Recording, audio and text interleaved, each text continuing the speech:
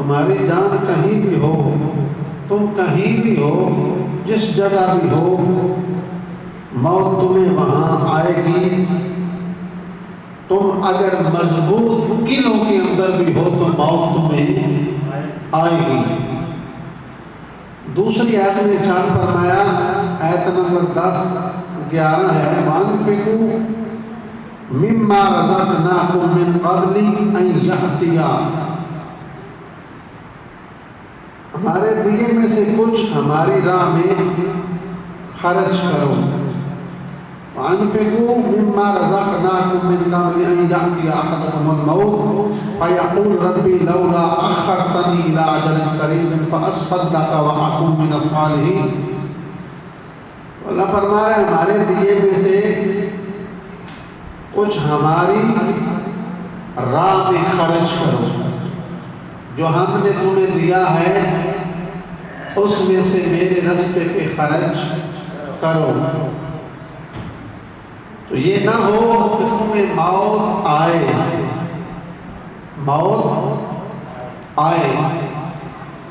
تو تم جب موت آ جائے، جب موت تمہیں قبر میں لے جائے تو تم کہو کہ ہائے کاش اگر مجھے مہلت ملتی، ہائے کاش مجھے اگر رب زندگی دیتا، میں اس مال سے، اس رزق سے کچھ غریبوں میں تقسیم کرتا، اس کے راستے پہ پیسہ لگاتا اپنے جو رب نے مجھے عطا کیا۔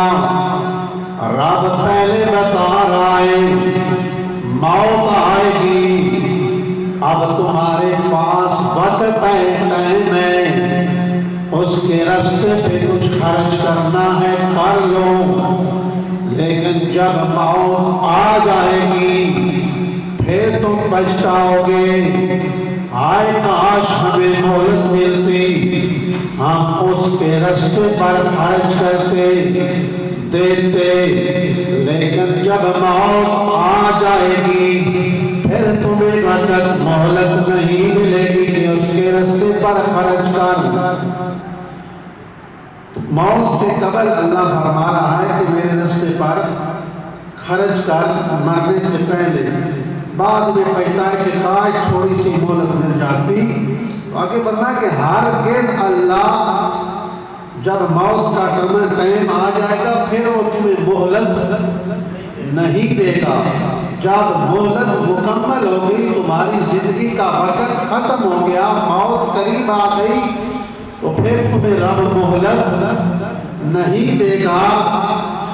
اللہ کو تمہارے کاموں کی خبر ہے، اللہ تمہیں جانتا ہے۔ تو ان آیات مقدسہ سے پتہ چلا کہ جب موت کا وقت آ جائے، کوئی جتنا امیر ہو، کوئی پاکستان کا بادشاہ ہو، کوئی بڑے سے بڑا فرعون نمرود ہو، موت جب دروازے پہ دستک دے گی، اسرائیل آ جائے گا، پھر نہ فرعون نہ نمرود بچ پائے گا۔